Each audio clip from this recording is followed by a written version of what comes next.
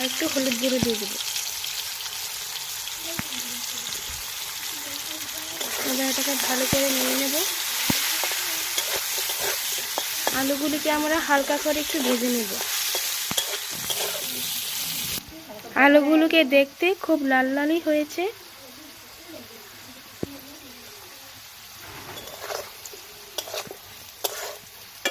আলুগুলি হয়ে গেলে আমরা আলুগুলিকে নামিয়ে নেব।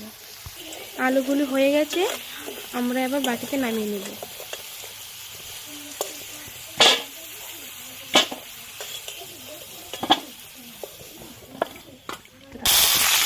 আমরা কড়াইতে বেগুন দিয়ে দিলাম। বেগুনগুলিকেও আমরা হালকা করে ভেজে নেব। বেগুনের মধ্যে পরিমাণ মতো নুন দিয়েছি, একটু হলুদ গুঁড়ো।